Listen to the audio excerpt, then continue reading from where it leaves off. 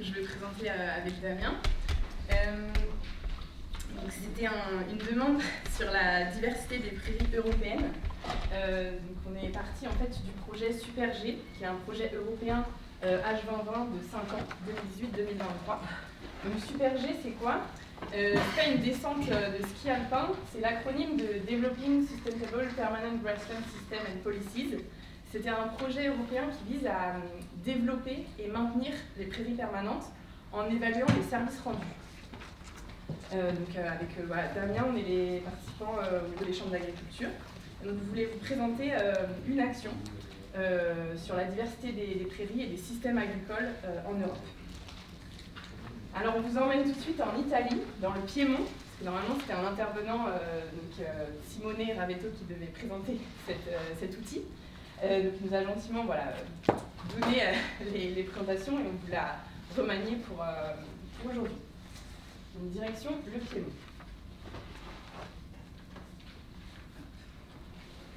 Alors les différences climatiques, donc on voit ici les partenaires du projet, elles ont été en fait scindées en fonction des principales régions climatiques, donc Atlantique, continentale dans tout ce qui est est de l'Europe, alpine, avec notamment toutes les prairies qu'on peut connaître dans les Alpes, Suisse, Italie ou France, boréale, où là c'est vraiment des prairies typiques des prairies enneigées pendant toute une partie de l'hiver, et méditerranéenne avec aussi un impact très fort de la sécheresse, donc on va pouvoir voir ensemble. Rapidement, quelques chiffres. Donc la part des prairies permanentes est très variable entre les pays. On peut voir que ça représente quand même 60 millions d'hectares de prairies permanentes, avec en complément 11 millions d'hectares de prairies temporaires. C'est 30% de la SCI européenne, donc c'est quand même une culture qui est très importante, même si elle tend à se réduire. Et donc il y a vraiment un enjeu fort de la préserver. Et ça nourrit en grande partie des ruminants, forcément, 82% des bovins et 14% des petits ruminants, bovins caprins. Et l'ensemble de ces prairies permet de nourrir un cheptel d'environ 200 millions de têtes. Donc on voit l'importance de ces surfaces. Si l'on zoome sur où est-ce que les prairies sont présentes, donc on voit ici la part des prairies permanentes par pays. On peut voir que des pays en sont complètement recouverts, comme l'Irlande, alors que c'est beaucoup plus parsemé, notamment en Allemagne ou dans le sud de l'Europe, où il y a beaucoup d'autres cultures. Nous, dans le cadre de Super G, on a pris la définition qu'une prairie permanente, c'était une prairie destinée à l'élevage et de plus de 5 ans. C'est pour ça qu'on va vous présenter les prairies permanentes, avec la diversité des systèmes de production, et en particulier des systèmes agricoles, la diversité des prairies, et enfin des ressources à préserver. On verra en conclusion. Donc, comment ils ont fait? Donc ça, c'est les participants au groupe de travail de cette action, qui a amené à une carte. Donc ils sont partis de référence de 2008 à 2011 sur la productivité des prairies en Europe. Donc vous voyez la différence par pays. Et ils ont essayé en fait de recouper avec différentes bases de données pour arriver à une carte interactive des systèmes agricoles européens. L'objectif, c'était vraiment de caractériser les principaux systèmes agricoles utilisant des prairies en Europe pour évaluer, comme je vous disais, leur performance et les services rendus, donc dans le cadre du projet. Donc au départ, ils sont partis d'un questionnaire auprès des partenaires de Super G. Donc en tout, c'était 16 réseaux de fermes à travers l'Europe. Donc ça a été une enquête où il y a eu 184 réponses. Ils ont recoupé avec les variables les plus pertinentes pour caractériser les systèmes agricoles, un petit peu sous la forme de cas types. Après, ils ont conceptualisé une typologie, donc ils ont fait des classes. Ils ont appliqué cette typologie à 2 bases de données. Une base de données qui regroupait plus de pays que le programme Super G, donc qui était d'Eurostat, FADN, et le questionnaire, les résultats d'enquête.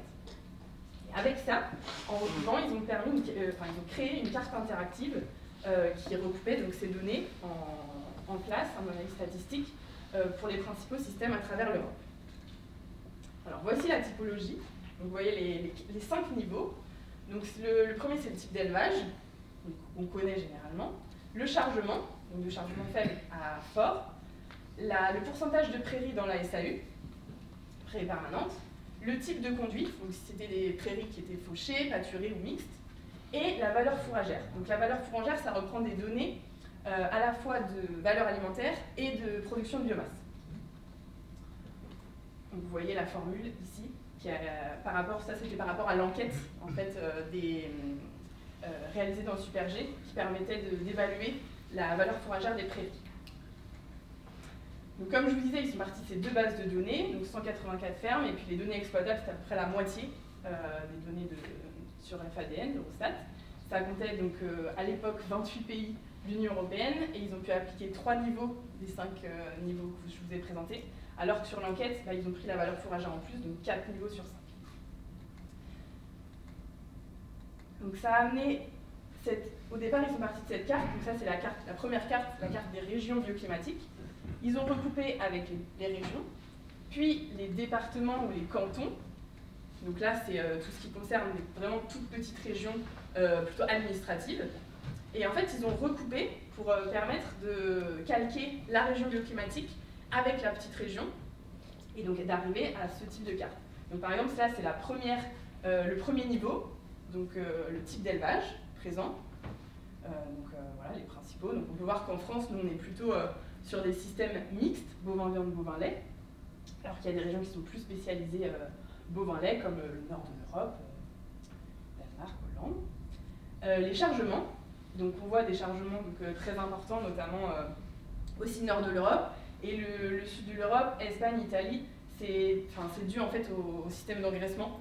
Parce qu'on va le voir qu'il y a à la fois des chargements parfois très faibles et des chargements forts qui sont plutôt liés à l'engraissement. Là, c'est la part de prairies permanentes donc par petite région. Donc on voit qu'il y a vraiment une très très forte diversité en Europe.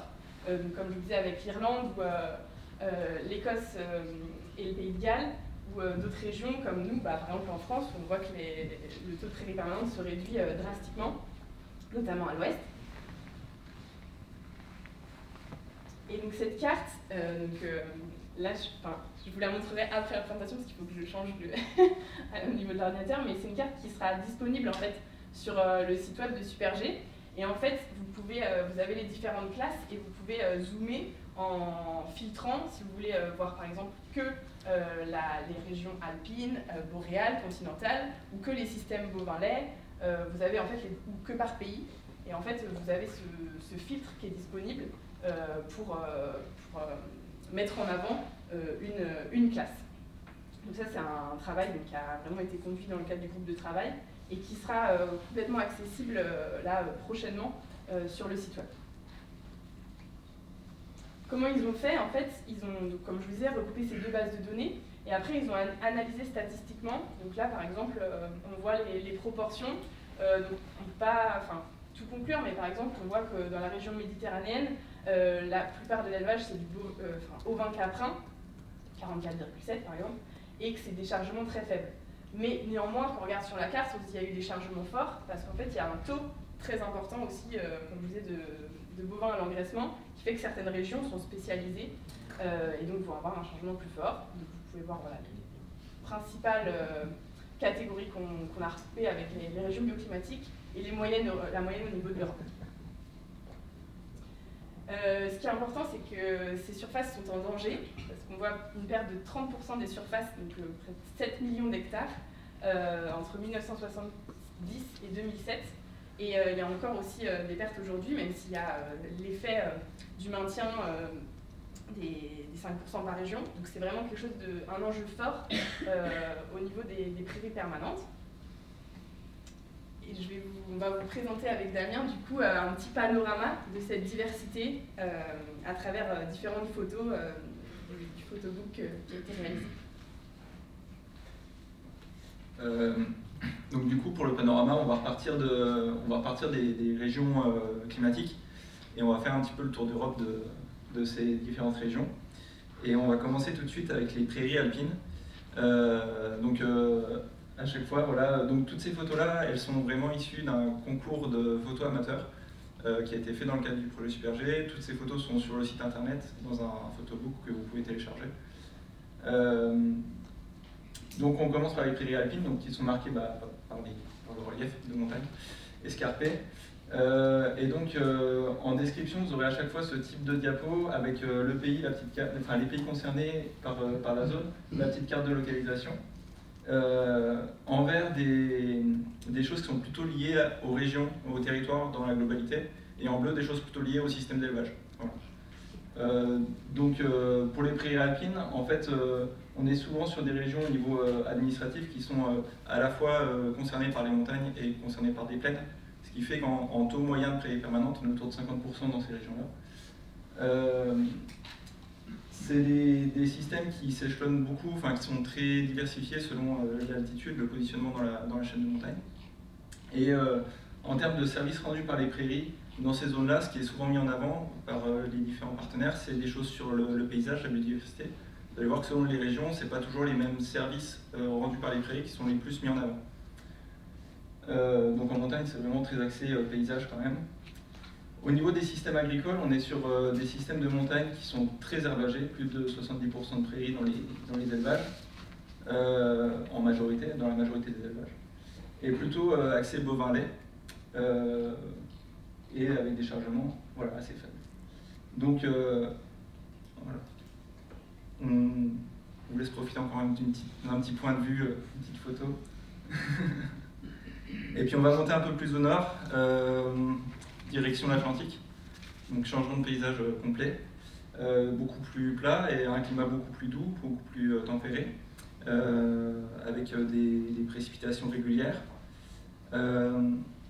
Là, en termes de pays, bah, c'est toute la façade atlantique, donc ça va du sud, en gros, de l'Espagne-Portugal jusqu'au Danemark et le nord de l'Écosse. Pareil, des régions plutôt assez herbagères, 45% de prairies dans ces régions-là. Et le service rendu mis en avant plutôt axé carbone et un gros point aussi sur la qualité de l'eau. Donc là encore des fortes diversités de systèmes parce qu'en fait ce qu'on se rend compte en regardant les stats c'est que dans les mêmes régions on a des élevages très herbagés avec plus de 70% d'herbes et des élevages qui le sont très peu, voilà plutôt avec moins de 30% de prairies dans les élevages. Toujours bovins, lait et viande et pour le coup des chargements relativement forts.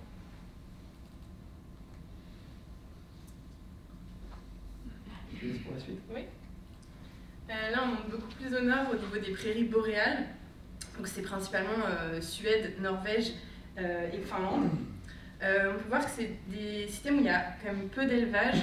Donc, la plupart ont une faible part en fait, de prairies permanentes dans la SAU. Les services rendus, donc c'est plutôt le paysage et aussi la biodiversité, surtout sur les périodes donc printemps-été. Très peu de prairies permanentes parce que c'est plutôt donc, des systèmes à fourragement et donc, voilà, comme je vous disais, des chargements assez faibles. Et plutôt dans les systèmes d'élevage, on a mis des systèmes bovins-lait. Vous voyez une photo Suède. Les prairies continentales, donc c'est le climat en fait qui réunit le plus de pays en Europe. C'est plutôt des territoires de plaine avec une très très forte diversité de systèmes. C'est 26% de prairies permanentes dans la SAU, donc c'est assez peu. Les services rendus principaux sont plutôt sur la biodiversité, notamment avec des zones de fauche tardive, mais aussi la reconquête de la qualité de l'eau. Une très très forte diversité de systèmes, parce que c'est là où on va avoir vraiment tous les systèmes d'élevage présentés. Des systèmes plutôt à chargement fort et peu de prairies permanentes, et des systèmes très très herbagés, plutôt mixtes, donc bovin laitier, bovin viande, et en moyenne on va dire chargement modéré, mais il y a quand même une très forte diversité entre les zones d'élevage et les zones où il y a d'autres cultures principales.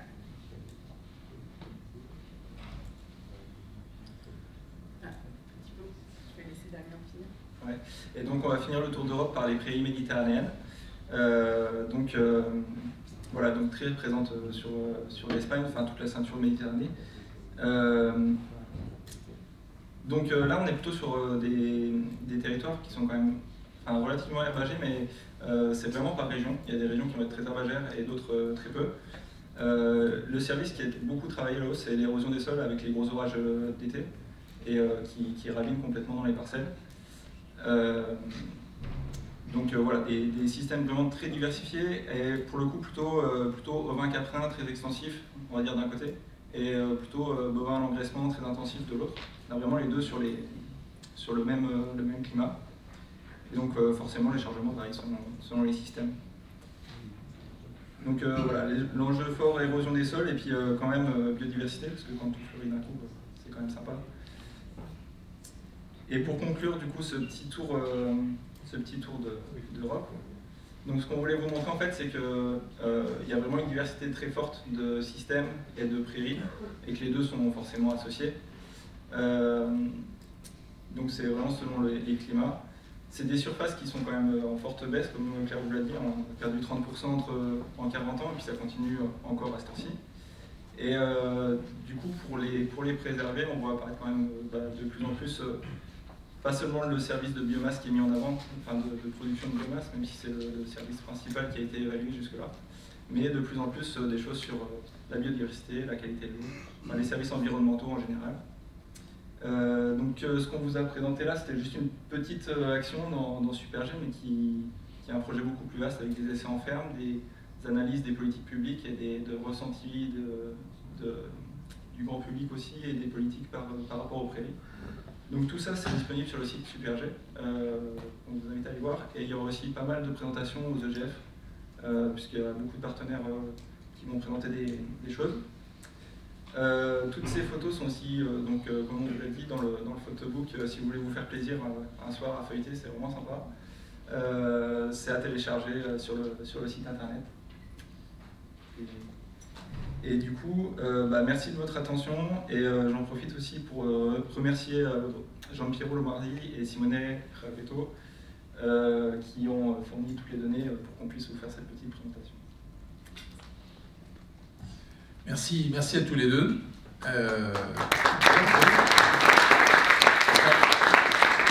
C'était bien la commande de profiter de ce programme européen pour avoir une espèce de vision très balayante de la diversité des types de prairies. Et là, vous l'avez fait à travers des approches plutôt climatiques, on va dire, ou de zonage climatique. Ok, donc merci beaucoup. Je suppose qu'il y a quelques questions quand même dans la salle. Je ne sais pas s'il y a besoin d'un micro pour Élodie, si tu veux prendre.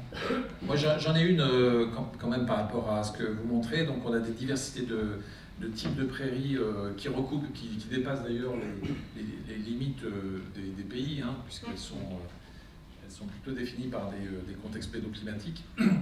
Est-ce que le projet il a aussi permis de montrer qu'il y avait des différences de pratiques ou d'utilisation au sein d'une même classe de prairies? Est-ce que vous avez regardé en fait les pratiques des éleveurs, quoi? Oui, il y avait donc la partie d'enquête qui a permis de caractériser les pratiques.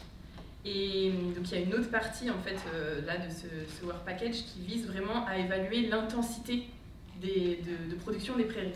Et donc ça a été tout un travail déjà entre partenaires de définir l'intensité, donc avec le chargement, les rendements, le nombre de fauches, au niveau des pratiques, enfin, voilà, et de pouvoir caractériser à l'échelle de ces grandes régions climatiques cette diversité. Et après, en fait, il y aura aussi disponible une carte avec des portraits qui vraiment caractérisent les différentes intensités. Et donc on voit par exemple le nord de l'Europe, enfin Danemark, Pays-Bas, il y a une intensité avec des chargements très forts et des productions importantes au niveau des prairies par rapport à des prairies permanentes plutôt du sud de l'Europe, où là c'est, ou même de l'Est, où il y a peu de fauches ou plutôt des fauches tardives avec des rendements beaucoup plus faibles. Donc il y a eu cette analyse des pratiques agricoles. Oui. Excusez-moi. Est-ce qu'il y a eu un lien de fait par rapport à la valeur ajoutée des différentes productions qu'on peut avoir, le lien typologie des prairies, intensification de l'exploitation, les valeurs ajoutées? Parce qu'il y a des enjeux de maintien de prairies qui sont très différents d'une zone à l'autre et qui sont liés au modèle économique, tout simplement. Alors, dans l'enquête, il y avait une partie, justement, autre production, qui permettait de définir si la prairie permanente, quelle importance elle avait dans la SAU.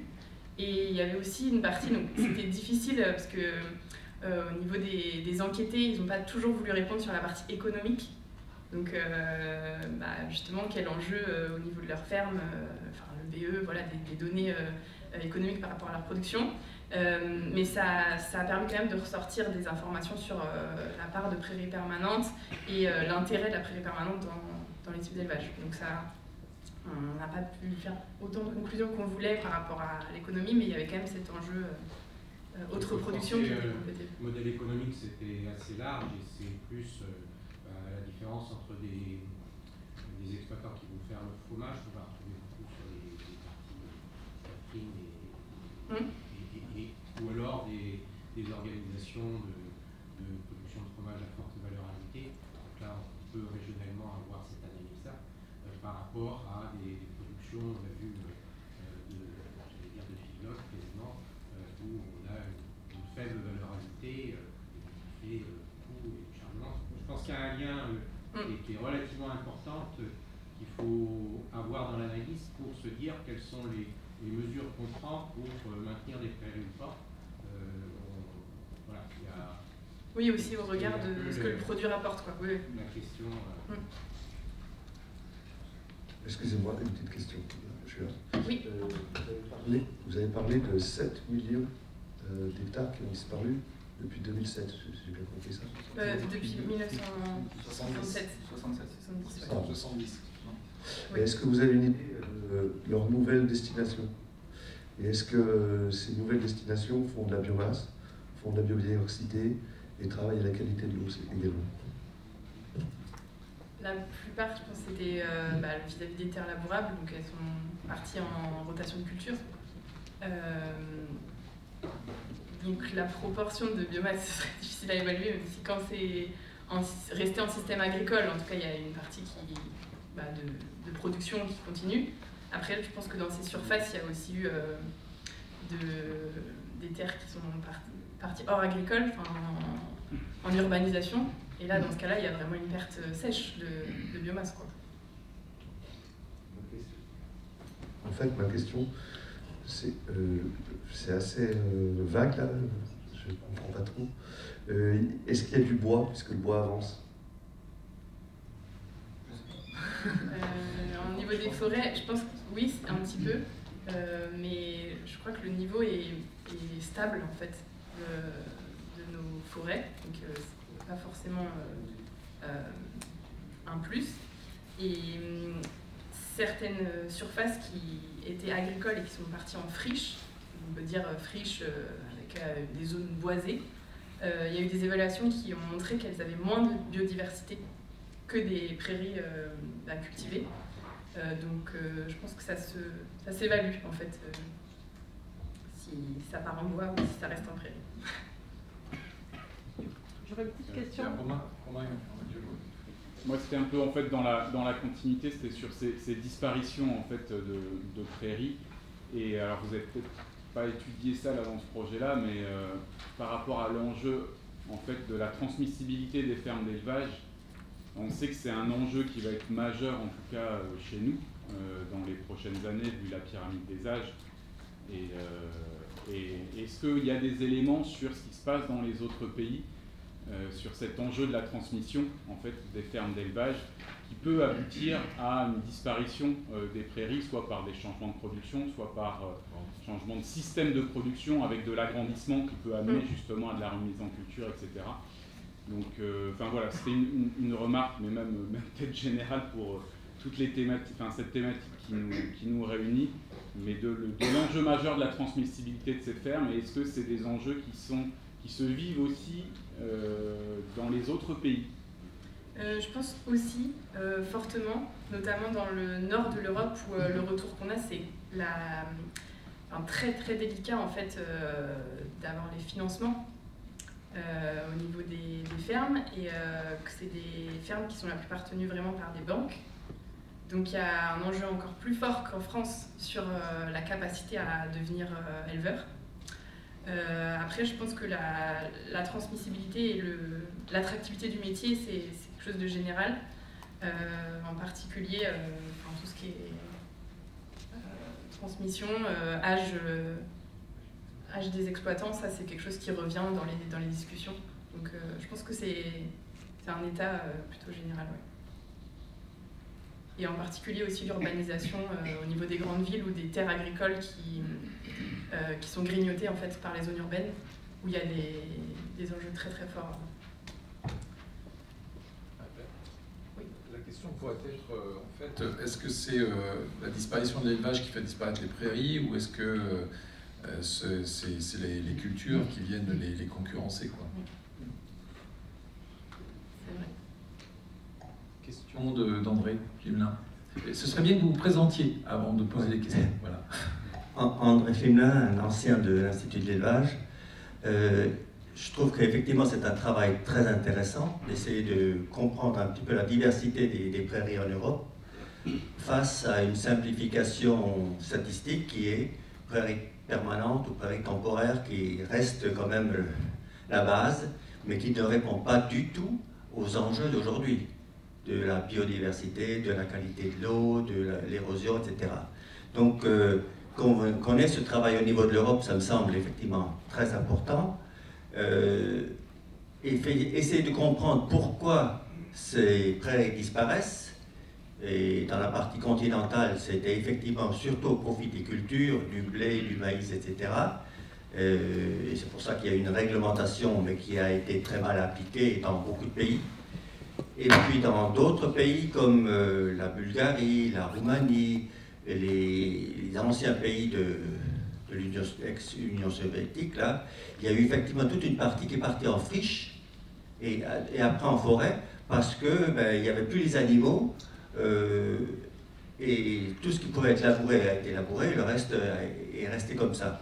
Et tout ça, on est en train de... Enfin, on l'a perdu pour une bonne partie depuis 20 ans et quelques, là. Mais ce qui, aujourd'hui, reste, j'allais dire, la grosse difficulté, c'est qu'on a d'une part une statistique assez binaire, et d'autre part, on n'a pas en face les moyens d'évaluer les services rendus. Chacun le fait à sa manière. Les Suisses, par exemple, vont jusqu'à 1 000 € par hectare de prairies en montagne, et là, effectivement, on est sûr qu'on a une préservation qui peut se justifier. Et dans d'autres régions, on n'a rien, on a une espèce de petite valeur à la SAU ou prairie permanente des steppes, par exemple, de la DSA en Espagne, qui était, il y a encore une vingtaine d'années, ridicule, de l'ordre de 30 € par hectare, quoi. Donc, voilà, face à ces enjeux de société qui ne sont effectivement pas marchands aujourd'hui, si on ne prend pas en compte cette diversité, si on ne chiffre pas, on effectivement continuera à l'érosion au maximum, soit vers la forêt, soit vers la culture. Ok, merci André, c'était plus une remarque générale, je pense que c'est une contribution au débat qu'une question. Voilà. Alors, une question, Luc, mais alors très courte avec une réponse courte. Ma question est longue et la réponse sera impossible. Mais merci de respecter les consignes comme d'habitude. Merci de la présentation qui était, je trouve, globalement contemplative. On a vu des belles photos, tu nous as dit c'est chouette, c'est sympa et tout. Malheureusement, la contemplation ne fait pas vivre beaucoup de monde, si ce n'est les moines et encore, il faut bien qu'ils se nourrissent aussi. Et dans les services rendus, vous n'avez jamais évoqué la possibilité qu'ont les prairies d'offrir de la biomasse pour manger, pour nourrir des animaux. Ma question c'est, est-ce que dans Super G, vous avez regardé quelles étaient les destinations de ces prairies au sein des élevages, c'est-à-dire à quoi elles servent? Plutôt, au-delà des aspects biodiversité, qualité de l'eau, ce qu'on appelle service rendu non marchand, comme dit André. Le service rendu marchand, lui, qui est sur celui pour lequel les prairies durent, parce que s'il n'y avait pas production de biomasse et élevage derrière, il y aurait, je pense, plus de prairies et moins d'éleveurs. Est-ce que ça a été évalué? À quoi servent les prairies dans un élevage, en fait? Oui, ça a été évalué dans les questionnaires, avec toute une partie en fait, sur la production, enfin sur le système d'exploitation, la production, les rations, le type de pâturage, etc. C'est vrai que là, on ne l'a pas remis en avant, pourtant, on l'était mis hier, mais on ne l'a pas remis en avant, mais c'est en fait dans ce projet, quand on parle de services écosystémiques, on inclut la production dedans. comme un service parmi d'autres. Et il est pas mis à part. Alors c'est vrai qu'au niveau des enquêtes avec les exploitants, pour en avoir fait pas mal, pour eux, ils ne l'incluent pas dedans, en exploitant agricole. Ils ont la production d'un côté et les services rendus de l'autre. Dans le projet, le choix qui a été fait, c'était vraiment de coupler les deux. Et donc il y a ce lien production-utilisation des prairies qui est fait dans les enquêtes. Ok, merci. On va remercier Claire de la Chambre d'agriculture de Normandie et donc Damien Godefroy de la Chambre d'agriculture du Grand Est. Merci, vous avez tenu les horaires impeccables.